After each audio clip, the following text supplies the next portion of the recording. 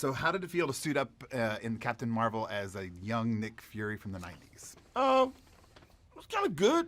It's refreshing to actually be there and kind of feel around for what some of Nick's origin story was, and know that he hadn't always been this hard-bitten, kind of cynical, paranoid, everybody's out to get you kind of guy.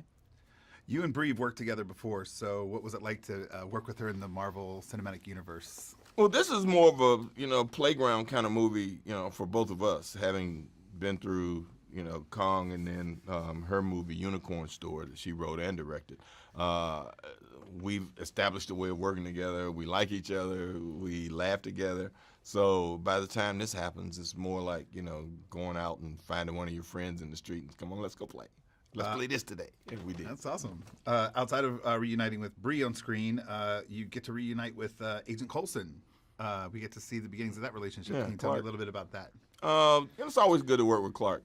Clark and I have known each other for a very long time. Back when I was shooting Pulp Fiction, when I was off, Clark actually directed me in a play that we did here, which is kind of great, Distant Fires. So we've known each other for a long time. And I was glad to have him there, actually, because, Nick and Coulson's relationship is very important to the MCU.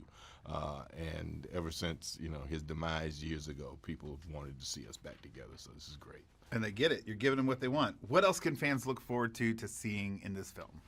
Well, in terms of what the film is, it's very different in terms of the scope is more than explosions and witty banter and all that stuff. There's a heart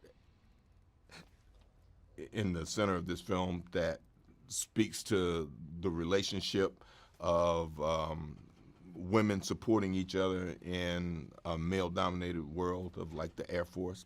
She and her best friend, her best friend's daughter, looking up to them as role models and telling them that they're responsible to make her to be a better person, and that we discover that before this woman was a superhero or became a superhero, she was an accomplished woman already.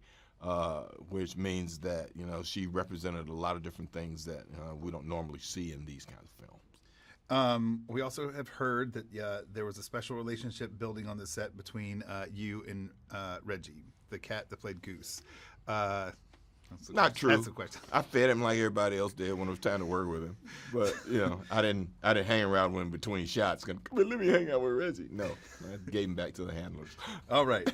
And so finally, my last question is: in one word, can you sum up your experience with the Marvel Cinematic Universe? One word. One word? Mm-hmm. Not that one.